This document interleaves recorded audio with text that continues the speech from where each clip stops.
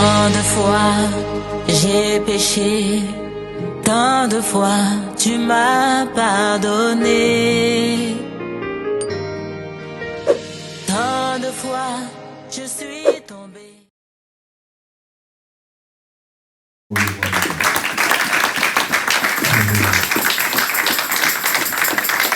Amen, amen. Voilà, je suis content de vous revoir ce matin pour que nous puissions partager la parole de Dieu.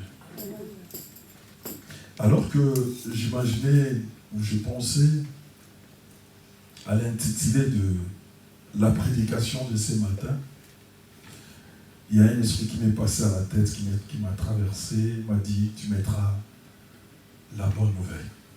Amen. La bonne nouvelle. Quelqu'un est venu aujourd'hui pour écouter la bonne nouvelle. Amen. Amen. Quelqu'un est venu ce matin pour être consolé. Quelqu'un est venu ce matin pour rencontrer le Seigneur. Et cette rencontre-là constitue cette bonne nouvelle que nous avons parlé ce matin.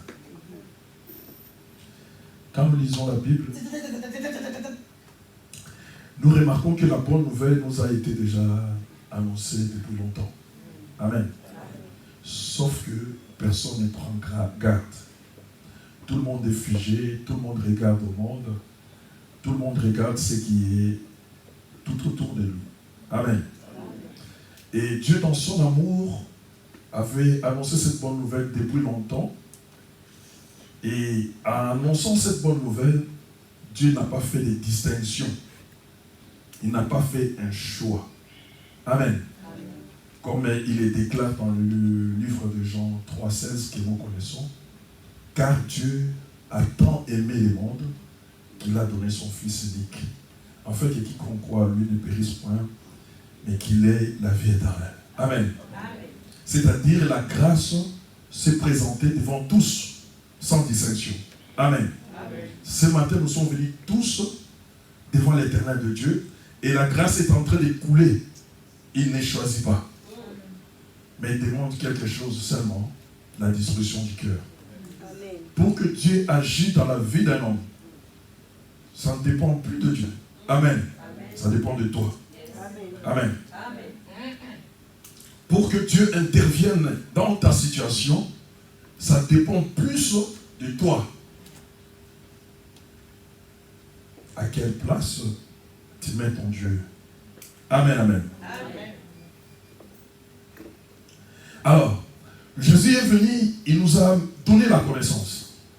Et dans cette connaissance, nous avons compris que il fallait une vie éternelle pour hériter les choses célestes. Amen. Il nous a montré et ce qu'il était, sa parole s'est présentée devant nous et nous avons compris, pour accéder à la vie éternelle, il fallait profiter ou saisir les choses célestes, les comprendre. Mais il y avait un seul moyen pour y accéder. Amen. Pour y arriver, il fallait satisfaire au désir de Dieu. Amen. Personne ne peut passer sur cette voie-là ou aller à la vie éternelle ou réussir ce qu'il a demandé en Dieu sans au préalable satisfaire au désir de notre Dieu. Mais lorsqu'encore nous lisons la parole, nous remarquons que nous sommes tous des faux. Parce que dans Romains 3,10, il nous dit, il n'y a pas de juste. Pas même un seul. Il n'y a pas de juste. Pas même un seul. Ce qui fait que vous et moi sommes tous condamnés. Amen. Sommes tous condamnés. Mais Dieu a tant aimé le monde, comme nous avons dit tout à l'heure. Il devait lui-même donner la réponse à cette situation. Amen. C'est lui-même qui devait apporter une réponse pour libérer, pour sauver, pour ouvrir une brèche, afin que tous qui croiront en lui puissent accéder à cette voie et vivre les merveilles de Dieu. Amen. C'est pourquoi, si nous lisons Jean, je suis toujours dans Jean 3,14, comme nous avons dit dans Jean 3,16, nous remarquerons que la Bible dit, et comme Moïse, il éleva les serpents de rein dans les déserts. Amen, amen. Et la question que nous nous posons, Moïse avait élevé les serpents de rein dans les déserts, pourquoi? Amen. Quand nous lisons la Bible, on voit Deutéronome 21, nous remarquons qu'il y avait les péchés. Amen. Les enfants de Dieu, le peuple d'Israël se sont levés contre Dieu et contre Moïse. Ils ont dit, Moïse, tu nous as amenés dans ce lieu désert. Il n'y a pas la nourriture, il n'y a pas d'eau. Comment nous allons nous en sortir? Tu nous as amenés ici pour nous tuer. Tu avais un projet pour nous anéantir. Amen, amen. Et lorsqu'on s'élève contre Dieu, lorsqu'on s'oppose à Dieu, on devient rebelle, comme j'ai toujours dit, et on tombe dans les péchés. Amen, amen.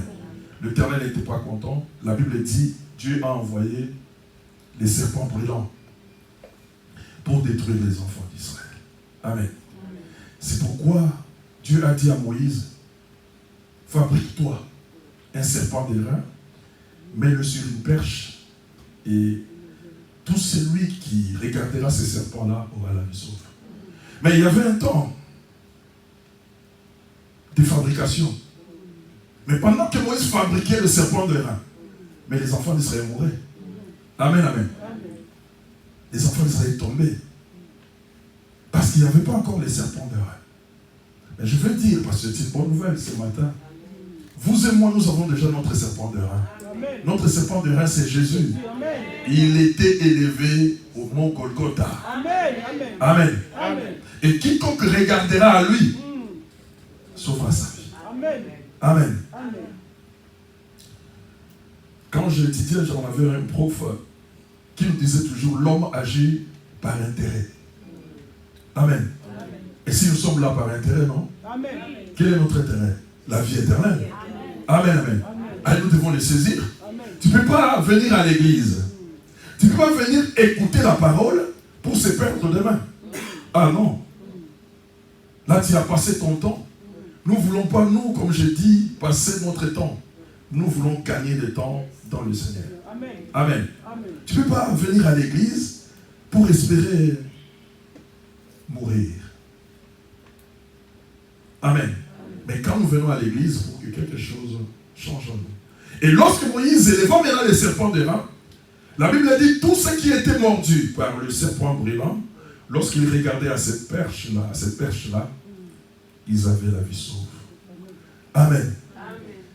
Et maintenant, nous aussi, nous avons été mordus. Ceux qui étaient mordus, c'est-à-dire tous ceux qui étaient dans les péchés, tous ceux qui étaient dans les mal. Maintenant, l'Éternel nous donne une opportunité nouvelle de regarder à la croix. Amen. Et lorsque nous regardons à la croix, c'est alors que notre situation change. C'est alors que Dieu se manifeste. C'est alors le roi des gloires étend sa main et il accomplit des merveilles impossibles dans nos vies. Amen. Amen. Jésus est merveilleux, ce Dieu est magnifique. Approchons-nous de lui avec crainte, parce qu'il nous aime tant. Amen. Amen. Voilà. Alors, nous sommes toujours à la bonne nouvelle lorsque nous partons maintenant dans le livre de... On ne va pas lire, mais des rois. Des rois 7. Le message est pour quelqu'un ce matin. Amen. Amen. Là, on nous parle d'un grand prophète en Israël. Il s'appelait Élisée. Amen. Nous sommes toujours dans la bonne nouvelle. Israël était divisé en deux. La partie nord, on appelait Israël, qui avait pour capitale la Samarie. La partie sud, on l'appelait Royaume du Juda, qui avait pour capitale Jérusalem. Amen. Donc, lorsque Salomon a péché et son fils est venu au pouvoir, Dieu sépara les royaumes d'Israël en deux. Et maintenant, on parle ici d'Israël, les royaumes du nord, là où des grands prophètes sont sortis, notamment Élie et Élisée. Ici, on parle de l'époque d'Élisée. À cette époque-là, la Bible nous dit, la ville de Samarie, ou la capitale, était assiégée, parce que cette ville-là était entourée d'une muraille. Amen. Amen. C'est-à-dire, quand les gens construisaient cette ville-là, ils se disaient que nous sommes en train d'ériger une protection contre nos ennemis. Les jours où il y aura guerre ou difficulté, nous serons sous la protection de nos ennemis. Pour ceux qui aiment écrire, c'est 2 Rois 7, 1 à 20. 2 Rois 7, 1 à 20. On ne va pas lire, mais je vais parler. Amen.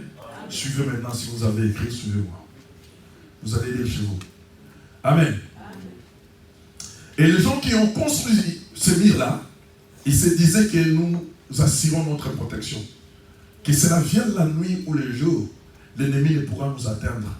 Amen. Parce que notre Dieu est avec, et le mur nous protégera. Nous assurera pour que nous soyons hors atteinte de la puissance de l'ennemi. Mais dans ce que vous constituez ou vous mettez en vous comme une protection, si vous n'avez pas Dieu, ça risque de devenir une prison pour vous. Amen.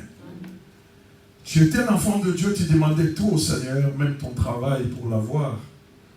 Tu étais venu prier, chercher le Seigneur. L'Éternel t'a donné du travail, tu t'éloignes du Seigneur. Parce que le monde t'a montré ce qu'il devait te montrer. Et tu tournes le dos aujourd'hui au Seigneur. Ton travail devient maintenant une prison. Amen. Si Christ vient, l'enfer est pour toi. Parce que tu l'as abandonné. Tu priais, Seigneur, donne-moi l'intelligence pour mes études. Les études, je vais être ça, ça, ça. Et pendant que tu commences à se développer des choses, comprendre, l'intelligence de Dieu est avec toi, tu tournes le dos au Seigneur. Ce que tu avais demandé devient maintenant une prison et t'empêchera de voir le Seigneur. Et tout ce que nous demandons le Seigneur, après l'avoir reçu, nous abandonnons le Seigneur, constituera pour nous une prison. Quelque chose qui peut nous amener à la perdition. Même dans ton mariage, tu pries tous les jours, Seigneur, donne-moi un mari. Donne-moi une femme. L'Éternel te le donne. Après quoi? Tu te détournes du Seigneur. Mais ce mariage-là, ça devient une prison. Ça va te détruire. Ça va te briser parce que ça manque quelque chose dedans. C'est le Seigneur. Si le Seigneur est dans l'affaire, si le roi de gloire est au centre de ce que vous êtes en train de vivre, vous verrez la différence. Amen. Et ils ont fait cette muraille-là. Ils se sont dit, nous serons protégés. Amen. Mais il manquait quelque chose, ils n'obéissent pas au Seigneur. Amen. Ils marchaient à la contre de la volonté du Très-Haut. Ce qui fait que lorsque le roi de Syrie a pris la décision d'envahir cette ville-là, il a trouvé la ville était fermée. Oui, ils ont réussi, parce qu'ils ne pourront pas entrer. Mais le roi d'Assyrie et ses combattants ont assiégé maintenant la ville. Amen, amen. Ce qui fait que ceux qui étaient dans la ville sont devenus des prisonniers. Il manque à manger, il manque beaucoup d'autres choses. Parce que toutes les portes sont fermées. Et ceux qui sont dehors ne veulent pas vous combattre. Ils vous attendent. Lorsque vous serez faibles, vous sortirez comme des souris dans un trou. Amen. Alors, dans cette histoire-là, la Bible nous dit que en dehors de la ville, il y avait 4 lépreux. Amen. 4 qui est synonyme de délivrance. Chiffre 4. En dehors de cette ville-là, il y avait 4 lépreux. Et ces 4 lépreux, ils se posaient des questions entre eux. Amen. Les lépreux, c'est-à-dire les gens qui sont dans les péchés. Les gens qui sont en Samarie sont dans les péchés, mais ils sont enfermés. C'est-à-dire il n'y a pas un moyen de délivrance. Amen. Mais les lépreux qui sont dans les péchés, et au moins ont un choix. Amen. Voilà la différence maintenant. Amen, amen. Ma soeur, mon frère, toi qui écoutes la parole, tu es peut-être dans les péchés. Mais sauf que tu as un choix d'abandonner les péchés pour sauver ou libérer tes parents. Amen. Ou libérer tes frères et sœurs. Amen, amen. Parce que tu es lépreux. La lèpre à l'époque, c'était une maladie incurable. Et à toute fois qu'un lépreux était guéri, c'était par une intervention divine.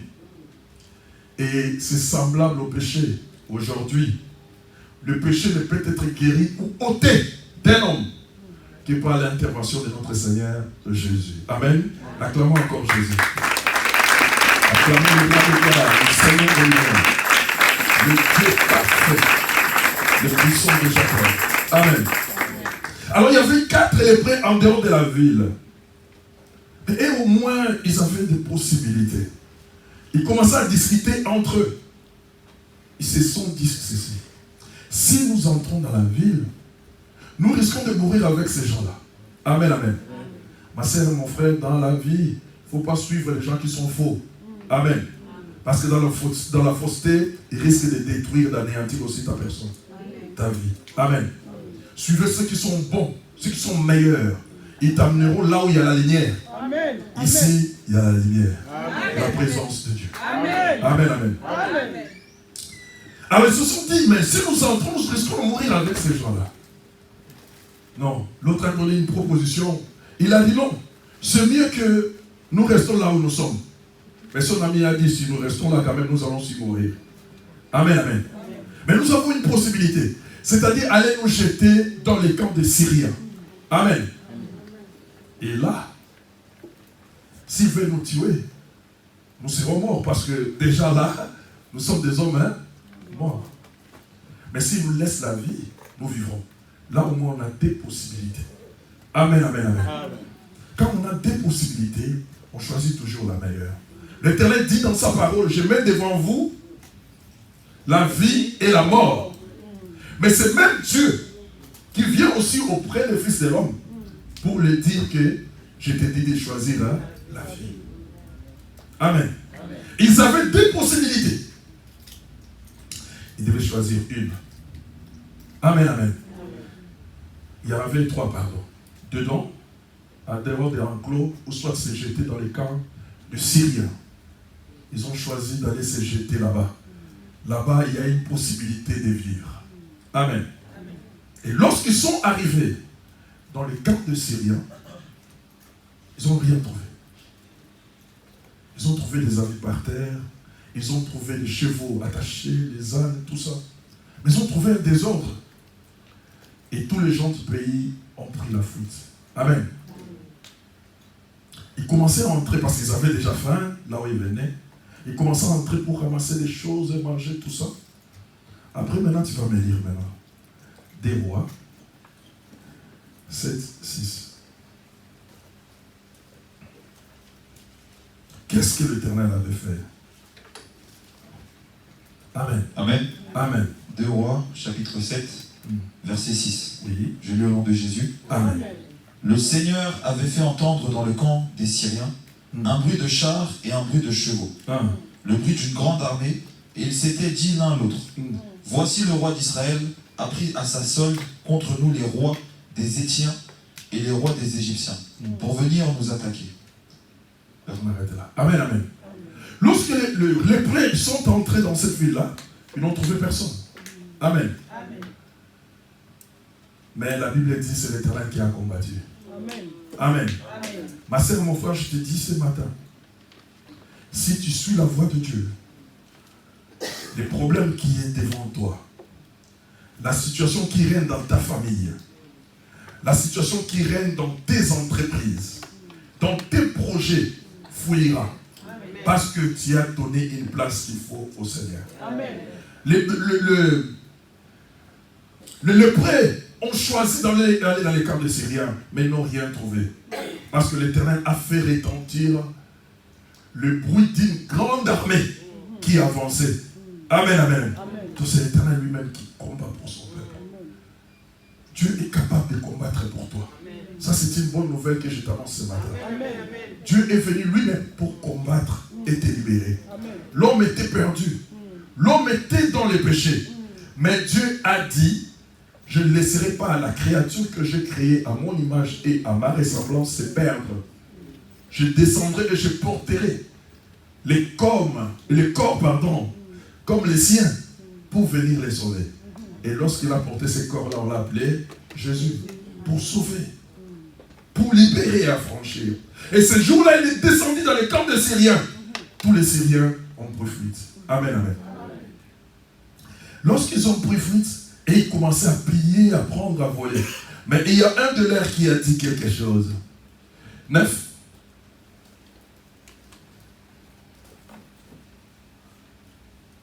Verset 9, toujours 2 Rois, chapitre 7, verset 9. Oui. Puis ils se dirent l'un à l'autre, nous n'agissons pas bien. Nous n'agissons pas bien. Amen. Pourquoi? Allez-y. Cette journée est une journée de bonnes nouvelles. Acclamons l'Éternel. Acclamons les rois des rois.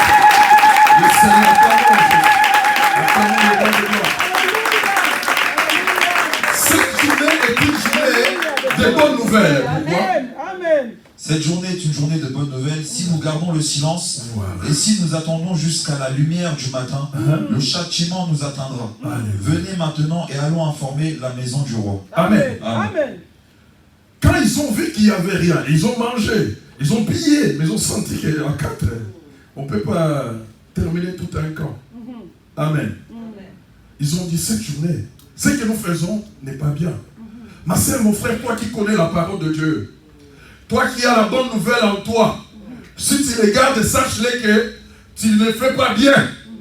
Tu es en train de détruire ta famille sans que tu les saches. Tu es en train de détruire tes proches sans que tu les saches. Tu es en train de détruire ton mari, ta femme, sans qu'il les sache. Amen, amen. Pourquoi? Parce que tu gardes quelque chose de précieux. Tu as de l'or, mais tu gardes à ton cœur. Tu as de l'eau, mais tu laisses les gens mourir de soif. Tu as la nourriture, mais tu ne veux pas transmettre aux autres pour manger. Amen. Lorsqu'ils ont compris, ils ont dit, nous allons annoncer. Bonne nouvelle, c'est ça l'évangile. Amen. La bonne nouvelle n'est rien d'autre que l'évangile du Seigneur Jésus. Amen. Amen. Parce qu'il vient bientôt. Nous ne devons pas rester timides, mais nous devons aller annoncer au roi. Amen. Lorsque Jésus était né, les rois mages sont passés pour voir le roi Hérode, n'est-ce pas? Pour lui annoncer qu'il y a un roi qui est né. Amen, amen.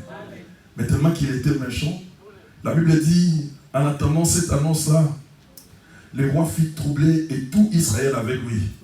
Amen, amen. Mais nous, comme on est enfants de Dieu, lorsque nous annonçons la bonne chose, ça apporte la réjouissance et non les troubles. Amen. Amen.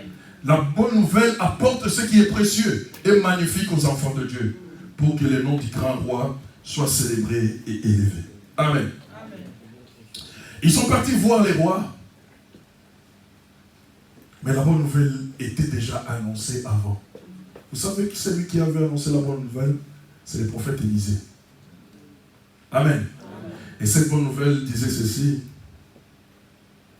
demain, à la même heure, il y aura une fleur de bleu pour un cycle d'argent et 2 mesures d'orge pour un cycle d'argent. Amen, amen, amen. Vous le verrez demain à la porte de Samarie. Amen, amen. C'est ce qu'il avait annoncé avant même que les événements s'effacent. Amen, amen. Tout ce que nous recevons, tout ce que nous crions, tout ce que nous cherchons, l'Éternel nous les a annoncés d'avance. Pour ta vie, l'Éternel déjà a parlé. Pour ton couple futur, parce que tu n'es pas encore en couple. Pour ton avenir, pour les choses qui viendront. Le Seigneur l'a déjà annoncé. Amen. Mais dispose de ton cœur. Dispose de ton âme. Dispose de ton esprit. Afin de les recevoir pour que la grandeur de Jésus puisse se manifester dans ta vie. Amen. À cela, Dieu sera glorifié et magnifié. Alors, lorsque cela est devenu, la Bible dit que tous les habitants de Samarie sont sortis et ils étaient dans la joie d'aller maintenant chercher des vivres dans les camps syriens. C'était pour eux la bonne nouvelle. Et cette bonne nouvelle-là a fait du bien à tout le monde parce que leurs ennemis étaient disparus. Amen.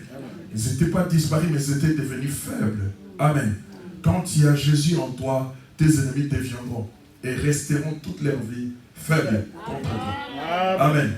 Même sur le plan physique, ils n'oseront même pas te regarder en face. Mais sur le plan spirituel, ils seront encore moindres. Parce que celui qui est en toi est encore plus fort. Encore plus fort. Et son nom, c'est Jésus. Amen. Il est le Dieu parfait et le Seigneur éternel.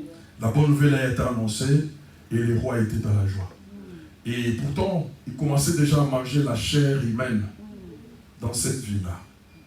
Donc il vivait dans l'abomination, dans les mauvaises choses. Grâce aux frères qui étaient dehors. Grâce aux 4 qui étaient dehors, ils ont pu ouvrir la porte pour leurs frères. Ma sœur, mon frère, tu es un canal ce matin. Que l'Éternel a choisi pour que tu ouvres la porte à ta famille. Pour que tu ouvres la porte à cette assemblée. Pour que tu ouvres la porte à quelqu'un qui se sent emprisonné. Amen. Et l'Éternel se manifestera. Il agira conformément à sa puissance. Amen. Acclamons encore le Seigneur. Amen. Alors nous allons dans le livre de Jean 20.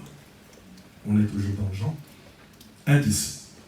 On va nous les lire parce que la prédication ne sera pas trop longue. Et puis on va acclamer parce qu'on n'a pas encore acclamé la grandeur du grand roi. Amen. Amen. Jean chapitre 20, du verset 1 au verset 10. Est-ce que l'Assemblée a trouvé? Je lis au nom de Jésus. Amen. Le premier jour de la semaine, Marie de Magdala se rendit au sépulcre dès le matin. Comme il faisait encore obscur, et elle vit que la pierre était ôtée du sépulcre. Elle courut vers Simon-Pierre et vers l'autre disciple, que Jésus aimait, et leur dit, ils ont enlevé du sépulcre le Seigneur, et nous ne savons où ils l'ont mis. Pierre et l'autre disciple sortirent et allèrent au sépulcre. Ils couraient tous deux ensemble, mais l'autre disciple courut plus vite que Pierre et arriva le premier au sépulcre. S'étant baissé, il vit les bandes qui étaient à terre, cependant il n'entra pas. Simon-Pierre, qui le suivait, arriva et entra dans le sépulcre. Il vit les bandes qui étaient à terre, et le linge qu'on avait mis sur la tête de Jésus, non pas avec les bandes, mais plié dans un lieu à part. Alors l'autre disciple qui était arrivé, le premier au sépulcre, entra aussi. Il vit et il crut, car il ne comprenait pas encore, selon l'Écriture, Jésus devait ressusciter des morts. Et les disciples s'en retournèrent chez eux. Amen. Nous allons nous lever pour acclamer la parole de Dieu sur la bonne nouvelle, acclamer le Seigneur de gloire.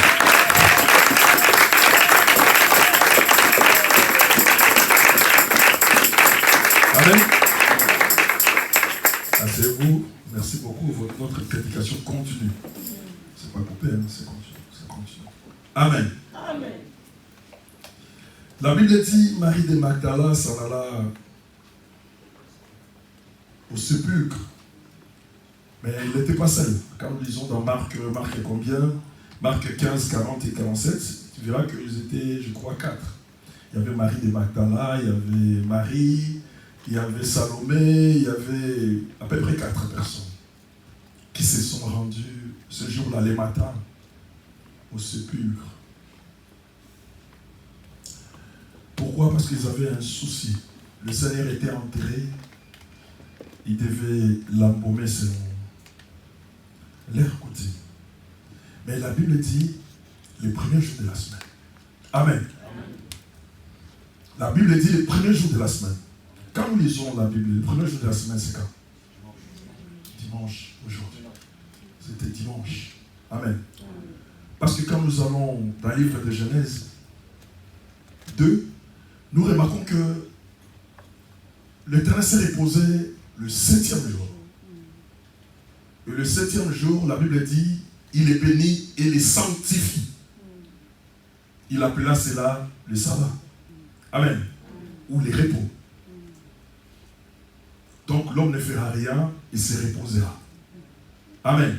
Parce que c'est une journée où l'Éternel a fait des merveilles. Et ici on parle du premier jour. Suivez-moi très bien. Lorsque Israël était en Égypte, Israël dans l'Égypte là-bas, comment je peux dire? Il avait un calendrier. Amen. Mais un jour l'Éternel les a dit ceci, Exode 12, 2. L'Éternel les a dit ceci, aujourd'hui, ça sera pour vous le premier jour du mois. Amen. C'est-à-dire, l'Éternel a institué la Pâque. Amen. En changeant les calendriers. Amen. Depuis ces jours-là, les calendriers avaient changé. Il y avait les calendriers égyptiens, mais il y avait aussi un calendrier juif. Amen. Parce que l'ère sortie de l'Égypte a commencé à Exode 12. Et ces jours-là, qu'on a appelé la Pâque, était instituée, la Pâque leur permettant de sortir maintenant de l'Égypte et de devenir des hommes et des femmes libres. Amen. Et Christ est venu. D'ailleurs, la Bible dit, Christ est notre Pâque. Christ lui-même est la Pâque. Amen. Notre Pâque a été immolée. Christ est venu. Il était dans le monde. Il nous a enseigné. Il nous a montré tout ce que je parlais dans le livre de Jean 3, 16, Jean 3, 14. Il nous a tout enseigné. Il nous a montré les péchés. Il nous a montré une manière de se comporter ou de se conduire. À fin de compte, on l'a arrêté. Amen, amen. On l'a crucifié, on devait aussi l'enterrer. Amen, amen. On l'a enterré quel jour? Le jour des Pâques.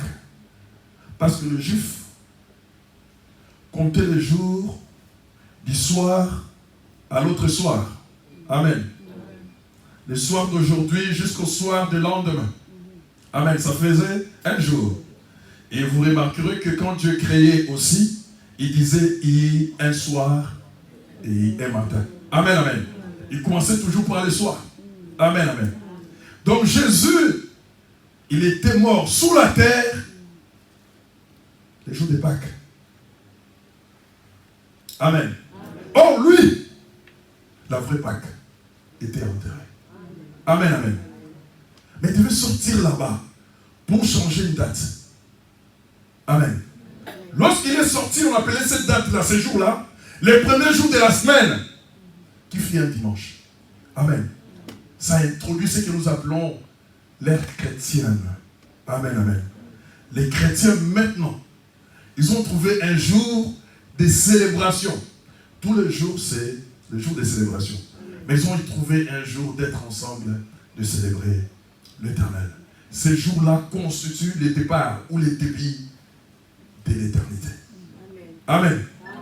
Ma sœur, mon frère, toi qui es là, je vais t'annoncer encore une bonne nouvelle. Depuis que Jésus a été enterré et sorti du tombeau, il nous a ouvert une porte pour l'éternité. Une porte pour l'éternité. L'éternité, je vous ai expliqué, c'est un présent continu. Un présent qui ne s'arrête pas. Aujourd'hui, là, si nous sommes à l'éternité, ça restera que comme ça. Il n'y aura pas de changement. Et Dieu vit dans l'éternité. C'est-à-dire, il n'y a pas de début, il n'y a pas de fin. Et Christ a ouvert maintenant une porte en venant.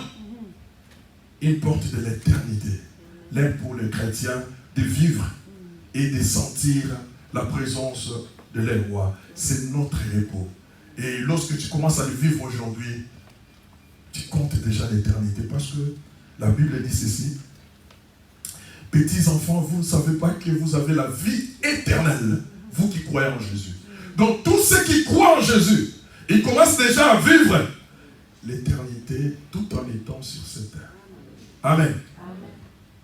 À condition de marcher avec le Seigneur. Amen. Amen. Je continue. La Bible dit ceci. Les premiers jours, donc c'est-à-dire, l'Éternel a ouvert une porte pour une nouvelle race. Il y avait déjà les nations, et l'Éternel a donné aux Juifs. Aux Juifs, les Juifs ont rejeté Jésus. Jésus est venu vers les païens, c'est-à-dire l'Église. Il a ouvert une nouvelle ère pour nous, pour que nous puissions vivre des choses magnifiques que nous vivons aujourd'hui.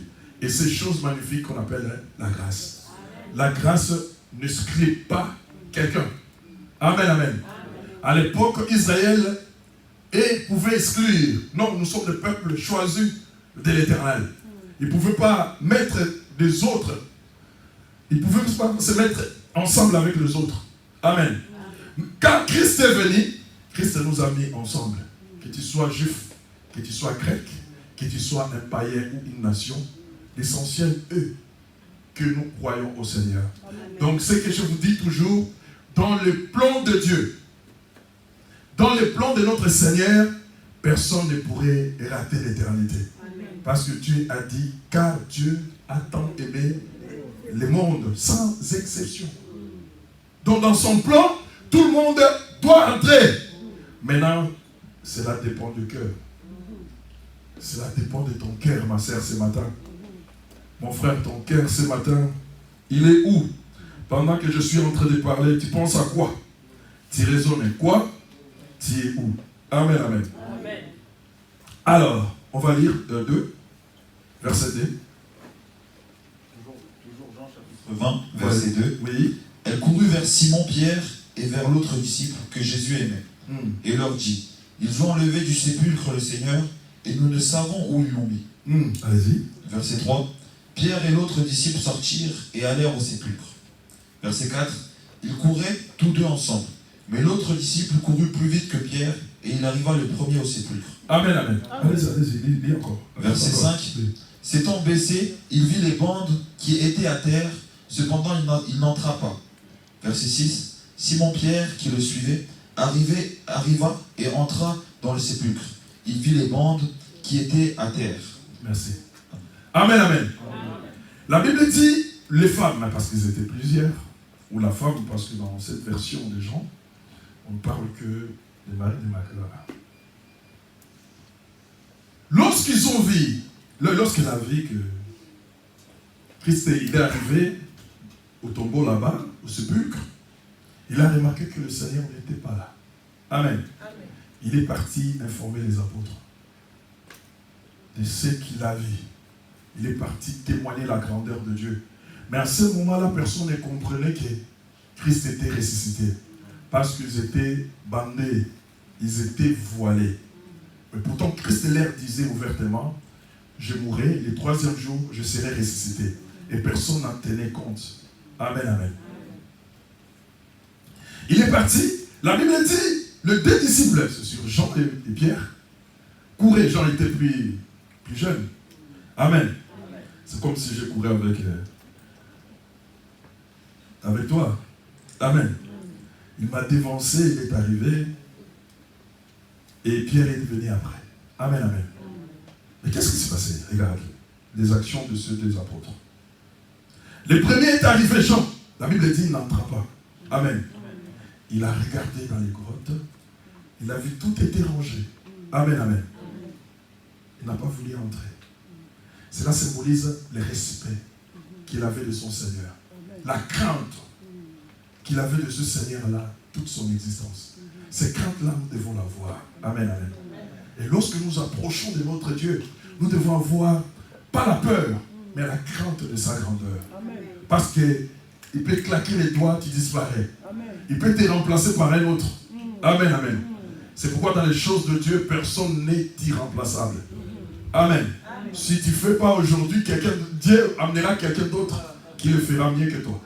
Amen. Amen. C'est pourquoi quand tu fais des choses de Dieu, n'aie pas peur. Amen. Amen. Nous sommes de simples canaux par lesquels Dieu passe. Il peut passer au travers un fou ou un animal et il agit. Tous sont ses instruments. Amen. Il fait comme il veut. Amen, amen.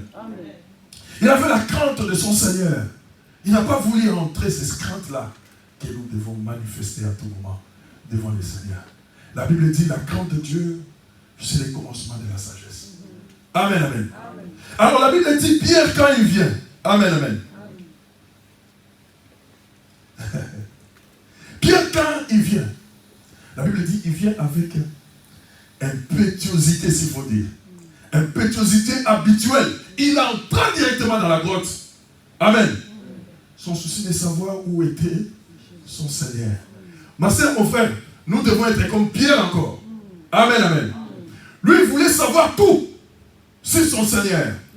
Il est caché à côté ou on l'a mis en bas. Je dois entrer. Amen, amen. Les choses de Dieu, on ne les fait jamais en partie. Les choses de Dieu, quand il les commence, il faut aller jusqu'au bout. Amen. nous entrons dans un tunnel. Et ce tunnel est à sens unique. Si tu fais le retour, les démons que tu as chassés, les sorciers que tu as combattus, les gens que tu as dévoilé leur situation, ils t'attendent de l'autre côté pour te bastonner, pour te détruire. Parce que nous empruntons une voie à sens unique. Nous devons tous sortir là où il y a la lueur. Amen, amen. Pierre est entré.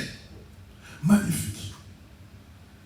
Il a regardé parce qu'il y avait un souci. Où est mon Seigneur? Le Dieu que j'avais renié. Mais aujourd'hui, je ne veux pas le renier. Il sait que le Seigneur lui a pardonné ses péchés. Je l'ai renié 3 fois. Aujourd'hui, il n'est pas là, je dois entrer. Je dois entrer pour savoir qu'est-ce qu'il est devenu. Amen. La Bible dit, étant entré, qu'est-ce qu'il a trouvé? Magnifique. Tous ceux qui avaient les linges, là où il y avait la sueur, le sang, on a mis ça ensemble. Amen, amen. Ça montre un ordre, une organisation magnifique de notre Seigneur de quitter le séjour de mort. Amen. Amen. Facilement. Il a quitté le séjour de mort. Il n'y a pas eu de gratinure. Il n'y a pas eu de problème. Il n'a pas eu de soucis parce qu'il est puissant. Amen. Il est puissant, Jésus. Il est puissant. Oh, il est puissant, Jésus. Il est puissant. Oh, la main cachée, c'est Jésus. La main cachée. La main cachée, c'est Jésus. La main cachée. Amen. Amen. Par sa puissance, on a trouvé tout en ordre. Il est sorti tranquillement de ces jours de mort. Je vais vous faire un parallélisme. Lorsque Jésus, on informa que Lazare était mort, Jésus est parti, il a dit où vous l'avez enterré. Amen. Il est arrivé au sépulcre, il a trouvé une grosse pierre. Amen. Mais quand Jésus était mort, il y a aussi une grosse pierre. Amen, amen. Mais il y a une différence. Jésus, la pierre s'est dégagée d'elle-même. Il y avait la puissance de Dieu qui l'a mis de côté. Amen, amen. Mais chez Lazare, il a dit, ôtez la pierre. Amen. Ma soeur, mon frère, ce matin, une bonne nouvelle aussi pour toi. Alléluia. Le Seigneur, le Dieu de gloire, par sa puissance, son esprit, il veut t'utiliser comme un canal. Alléluia. Pour ôter les mauvaises choses de ta famille, les mauvaises situations, Alléluia. Pour que la gloire de Dieu se manifeste dans ta vie. Amen. Amen. Amen. Et la pierre est partie d'elle-même. Et deuxièmement, regarde encore ce qui s'est passé avec Jésus. Avant de quitter le sépulcre, on a rangé le linge d'une manière extraordinaire. On l'a mis de côté. Mais lorsque Jésus cria à Lazare, sors! Lazare était bandé. Amen, amen. Lazare était bandé. Le Seigneur a dit, déliez. Il a dit d'abord, ôtez la pierre, les hommes, et puis il a dit, déliez-les. Amen, amen. Il y a deux choses différentes. Dieu fait par sa puissance, et cette puissance-là, aujourd'hui, parce qu'il est notre Seigneur, amen. Il est notre Dieu, amen. Il est le roi au nom de qui nous sommes morts, amen. Et il était mort. Amen. Le roi que nous avons, et le roi que nous prions. Et il est à nous, la puissance qu'il a, il nous donne aujourd'hui. Nous sommes les canaux par lesquels il veut passer pour débander, c'est-à-dire amener les gens à la délivrance. Ceux qui ne connaissent pas le Seigneur veut les délivrer et les rendre libres. Ôtez la pierre qui constitue l'incrédulité. Il a dit, je vous ôterai le cœur de pierre et je vous donnerai désormais un cœur de chair. Amen. Pour que vous me connaissiez de votre vieillesse et de votre jeunesse jusqu'à votre vieillesse. Et la Bible ajoute, personne n'enseignera plus à son frère. Connais le Seigneur, parce qu'il sera écrit dans vos cœurs. Cœur nouveau. Parce que la pierre est ôtée. Amen. Amen. Et Pierre a fait tout cela. Et la gloire de Dieu, il a vu personne. Et il est sorti. Et Dieu s'est manifesté. Et Jésus s'est manifesté dans sa propre puissance. Et il est sorti de là. Amen, amen. Amen. Amen. Amen. Lis terminé de 8 à 10, parce que c'est arrêté à 10. Toujours Jean chapitre 20, du verset 8 au verset 10. Oui. Alors l'autre disciple, qui était arrivé le premier au sépulcre, entra aussi, et il vit et il crut. Car il ne comprenait pas encore, selon l'Écriture, Jésus devait ressusciter des morts. Et les disciples s'en retournèrent chez eux. Amen, amen. Amen. La Bible dit, l'autre rentra et crut. Amen, amen. Amen. Ils ont cru parce qu'ils ont vu. Amen. Mais Dieu ne veut pas que nous voyions. Dieu veut que nous soyons des aveugles. Lui voit à notre place. C'est pourquoi vous remarquerez, il y a plusieurs paraboles ou plusieurs guérisons. On parle des aveugles. L'aveugle, c'est toi et moi. Nous sommes des pécheurs. L'Éternel est venu pour nous montrer la voie. Amen. Pour ôter les mauvaises choses dans nos vies. Pour que nous voyions comme lui. Pas comme les hommes. Pour que nous ne voyions pas comme des pharisiens. Parce que les pharisiens voyaient des choses différemment. Amen, amen. Mais nous voyons comme Paul voyait. Mais lorsqu'il a rencontré Jésus, la Bible dit les écailles sont tombées de ses yeux. Donc il a vu différemment. Il s'est attaché automatiquement au Seigneur. Et c'est lui qui a plus persécuté et c'est lui qui a plus écrit les livres dans la Bible. Amen. Parce qu'il a eu une autre façon, un autre regard de ce Seigneur. Amen. Amen. La résurrection de Christ constitue avec la croix la base de l'évangile. Amen. Amen. La résurrection de Christ constitue, sans omettre la croix, la base de la bonne nouvelle. La bonne de l'évangile de notre Seigneur. Amen. L'évangile et la croix. C'est ça les éléments clés. La croix, en d'autres mots, moi je le définis comme ça, c'est une porte. Amen. Christ est venu dans le monde et nous a trouvés dans une bulle. Mais il nous a ouvert une porte pour que nous allions de l'autre côté. En voyant ce qui est de l'autre côté, lorsque nous allons rentrer, nous puissions vivre tel que nous avons vu de l'autre côté. Amen. C'est pourquoi il dit, je suis la porte des brebis. Celui qui entre par moi, il rentrera et sortira et sera dans la abondance. Amen. C'est notre Seigneur qui le dit. Le roi parfait et le Seigneur éternel. Amen. Alors sans la croix ou la résurrection, la foi serait vaine, inutile. Alors, on va terminer ici. Quelles sont les conséquences de la résurrection? Amen. La bonne nouvelle, ça continue. Les conséquences de la résurrection, d'abord pour Jésus et pour nous. Parce que nous l'avons connu, enfin, ceux qui ont vécu avec nous, avant nous, l'ont connu en tant qu'un être humain. Amen. Parce qu'il a été parmi eux, il mangeait avec eux, il avait la sueur, il plairait, il faisait tout ce qu'un homme pouvait faire. Il était avec eux. Il est parti, nous le connaissons dans le cœur, c'est différent. Amen. Mais quelles étaient les conséquences de la croix, de sa résurrection pour Christ? Conséquences. 1.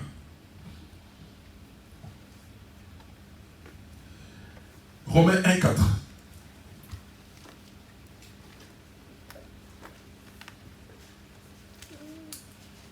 Romains 1, chapitre 1, verset 4. 1. Je commence au verset 3.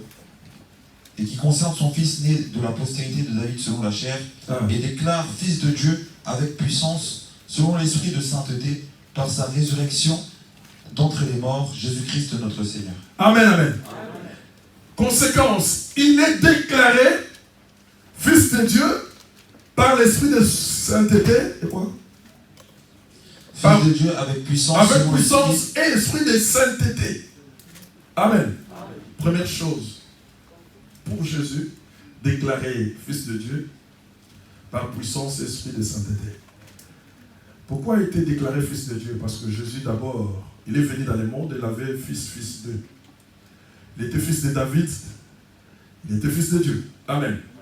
Mais fils de Dieu et fils de David, selon la chair. Amen. Il devait hériter et accomplir la prophétie qui a été dite sur lui. Amen, amen. Amen. Mais Israël a rejeté. Amen, amen. Il s'est rabaissé, il s'est donné à son père, tout entier, pour que son père lui fasse ce que nous avons lu dans Romains 1,4. Amen, amen. À ce moment-là, il est appelé le Fils de Dieu, avec puissance et esprit de sainteté. Alors pourquoi esprit de sainteté? Il y a des ceux-là qui sont nés de l'esprit de sainteté. Hein? Il y a Jérémie. Amen. Vous savez ce que Dieu lui a dit depuis que tu étais? Qui peut dire ça? Qui peut dire ça? Depuis que tu étais dans le sein maternel, je te connaissais. Et je t'ai consacré roi des nations et prophète des nations. Amen. Donc il avait la sainteté. Jésus était venu saint, plus que Jérémie. Amen, amen. Parce que lui n'est pas issu d'une mère ou d'un père. Amen, pardon. D'une mère et non d'un père. Amen.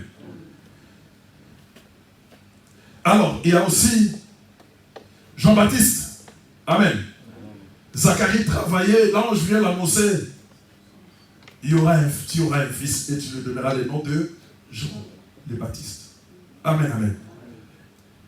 Il ne boira pas des boissons enivrantes. Il va se nourrir seulement de miel. Amen, amen. Il était consacré. Il était saint. Amen, amen. Mais Christ, c'est plus que le deux. Amen, amen. C'est pourquoi il est déclaré avec puissance. Et l'esprit de sainteté de Dieu. Le Fils de Dieu. Amen. La conséquence, il est déclaré Fils de Dieu avec puissance. Deuxièmement, Matthieu 28, 18, tu peux lire ça, on va comprendre facilement. Ceux qui lisent la Bible, ils connaissent ça. Hein? Matthieu, chapitre 28, verset 18. Hein? Jésus s'étant approché, leur parla ainsi. Tout pouvoir m'a été donné dans le ciel et sur la terre. On arrête là. Amen.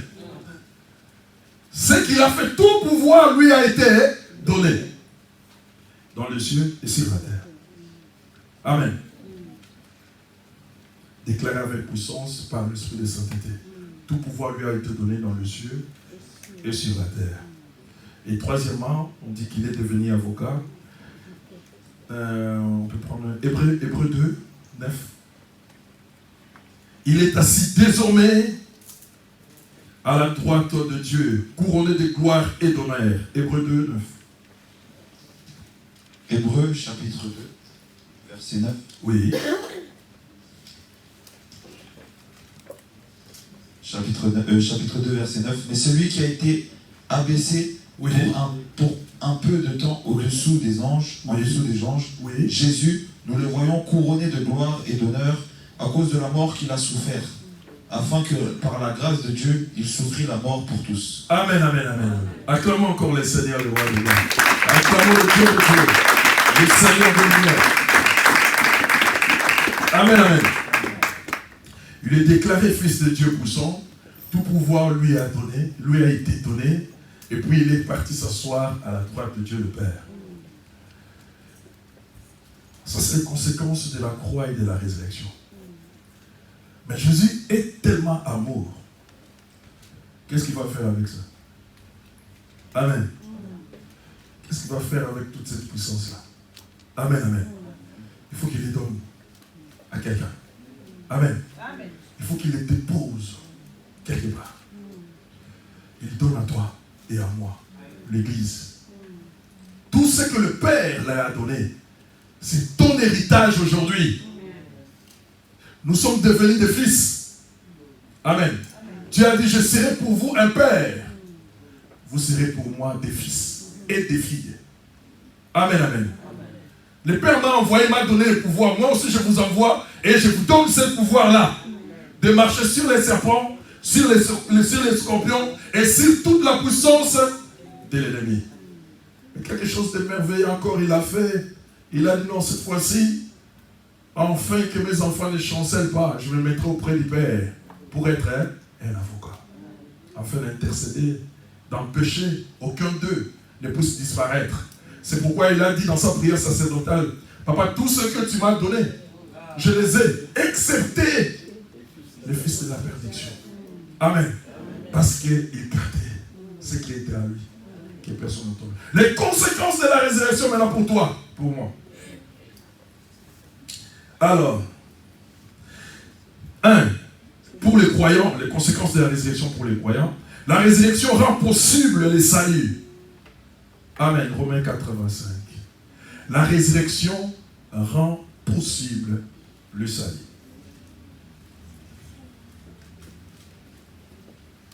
Romains chapitre 4, verset 25.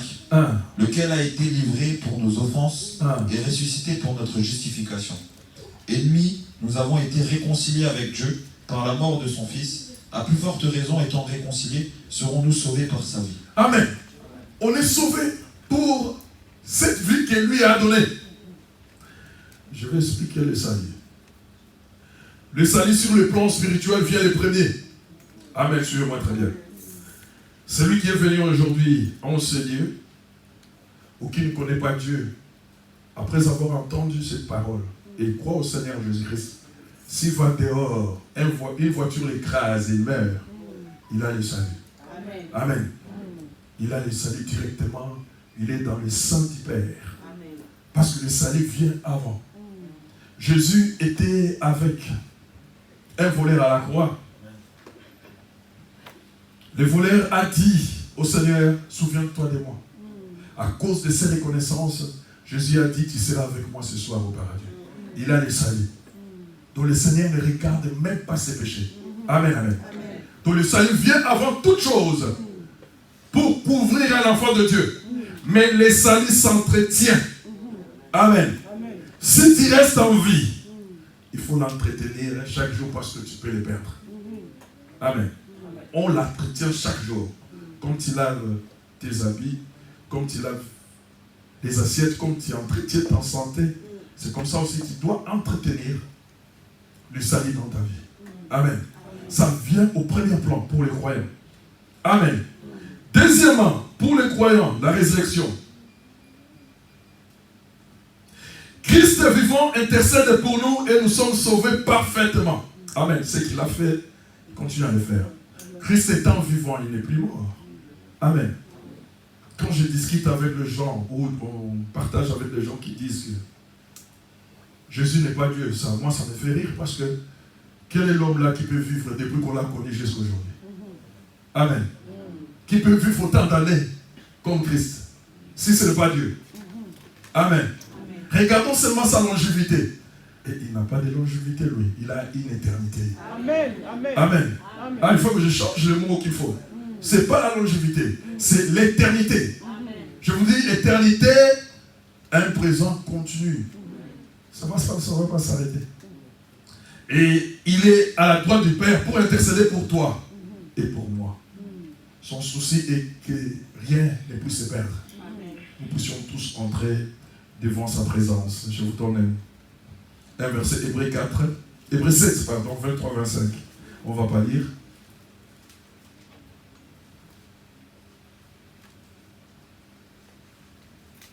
Troisièmement, qu'est-ce qui change la résurrection pour les croyants?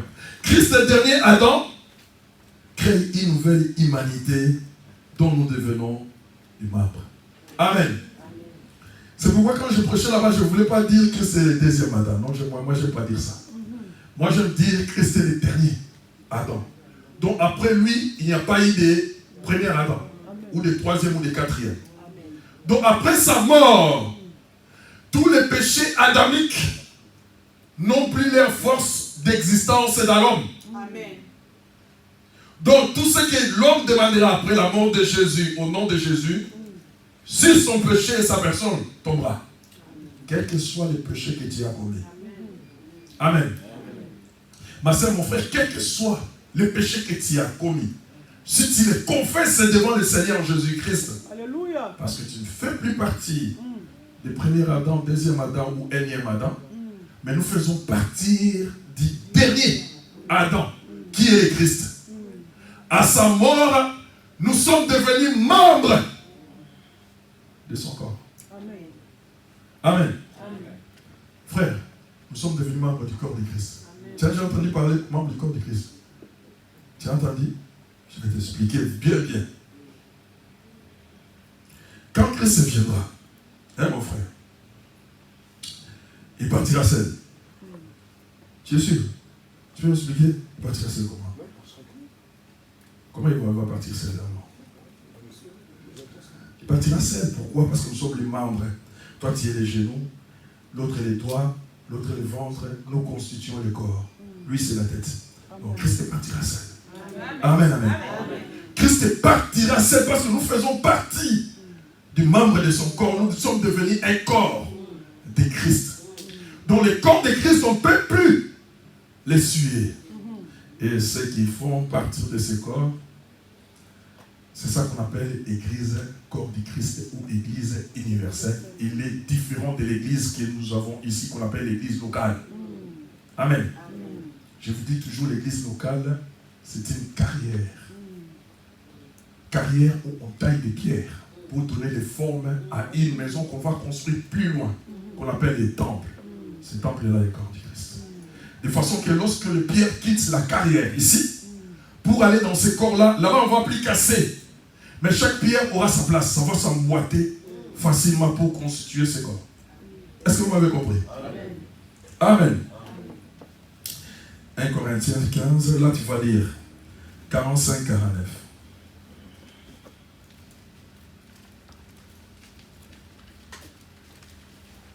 Ça reste un point. 1 Corinthiens 15, 45-49.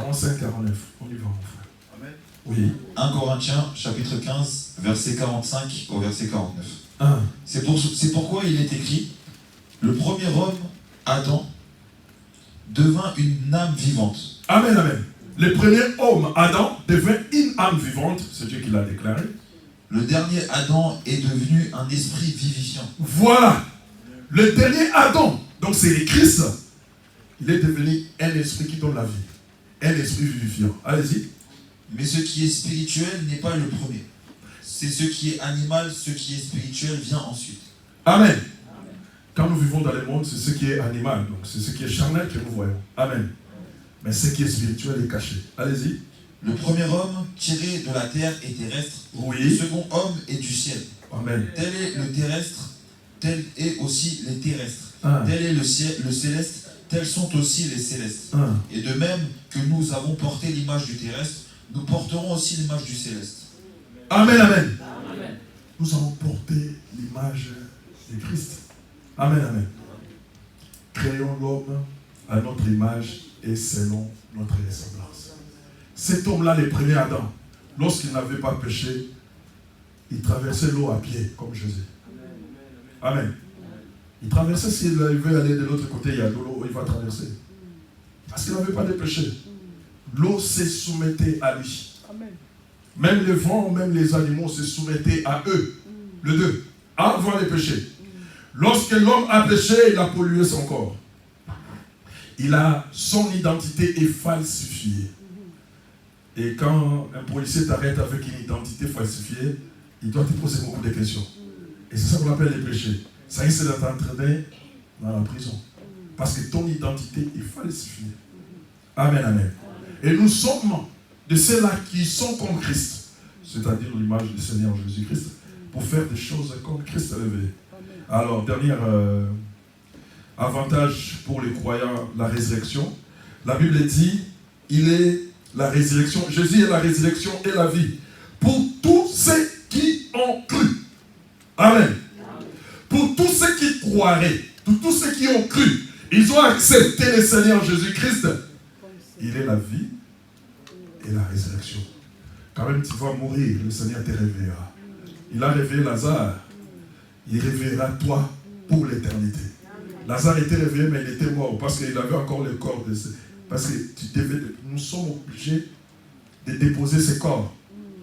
Les corps, c'est une charge. Je vous dis toujours, ces corps, je le répéterai toujours, comme les scaphandres des astronautes. Quand ils vont à la Lune, ils portent cela. Mais quand ils viennent sur la terre, ils enlèvent. Parce qu'ils n'en avaient pas besoin. Ils n'en ont pas besoin. Amen. Et ces corps nous permettent aussi de vivre sur cette terre.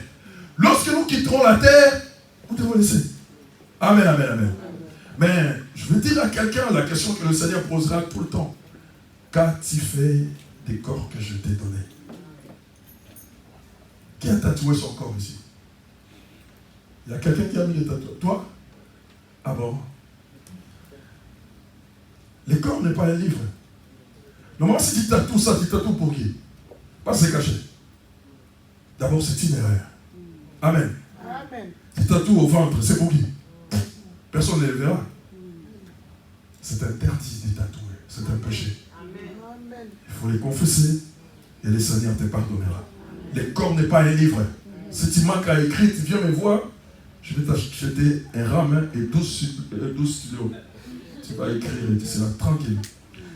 Lis-nous Romains chez Lazare. Jean 11, 25, 26. Amen. Celui qui en a besoin de tatouer me vient de me voir. Je vais donner une rame avec 12 stylos. Le jour où il va terminer, il vient me dire que j'ai terminé. Je donne la lettre. Jean chapitre 11, du verset 25 au verset 26. Oui. Jésus il lui dit, je suis la résurrection et la vie. Il dit à la sœur de Lazare, je suis la résurrection et la vie. Celui qui croit en moi ne vivra, quand même il serait mort. Vivra quand même il serait mort. Amen. Et quiconque vit et croit en moi ne mourra jamais. Vois-tu cela? Amen, amen, on acclame le Seigneur.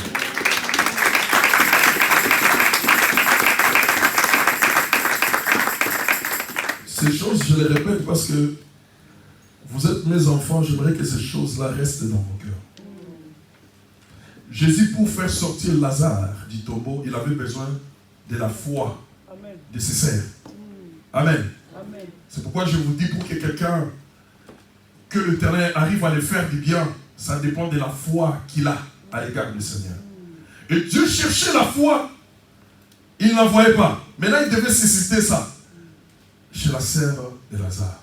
J'ai besoin de la foi de cette femme pour que son frère soit sauvé. Parce que le miracle la plus facile, c'est réveiller un mort. Hein? Le miracle le plus facile, c'est réveiller un mort parce que ça ne dépend pas des morts. Ça dépend de ta foi. Amen. Il ne faut pas dire que non, non, non, non. Ça ne dépend pas de celui qui est mort. Parce que lui, c'est fini. Mais ça dépend de Dieu et toi. Donc ça dépend de celui qui est venu devant la mort. Mais si je prie pour un malade, il faut que sa foi agisse et que ma foi aussi agisse. Mais devant un mort, c'est toi. Donc on appelle ça le miracle le plus simple. Parce que ça doit dépendre de toi. C'est à ce moment-là les gens verront. Attention, Dieu aussi peut refuser. Amen. Alors Jésus cherchait maintenant la foi. Il a dit, Francis, il a dit quoi? Et quiconque vit et croit en moi ne mourra jamais. Quiconque vit et croit en moi ne mourra jamais. Il ajoute quelque chose. Crois-tu cela? Crois-tu? Amen. La voix vient de ceux qu'on attend de la parole. Il a eu la foi chez la sœur de Lazare. Maintenant, avec cette foi-là, il va réveiller Lazare. La foi, c'est quelque chose qui entre dans le domaine de Dieu pour nous amener ce que nous demandons. Amen. C'est à nous. C'est comme une main qui va dans la trésorerie, dans la maison de Dieu, dans l'entrepôt de Dieu pour chercher ce que toi tu demandes et les ramener dans le visible. Amen. Et ça, c'est le 4e point. Amen. Parce que nous parlons de la mort, je vais terminer par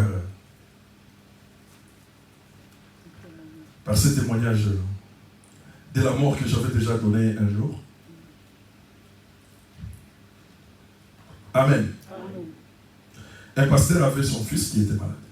Amen. Vous connaissez cela, mais je vais le répéter. Et puis on va terminer là.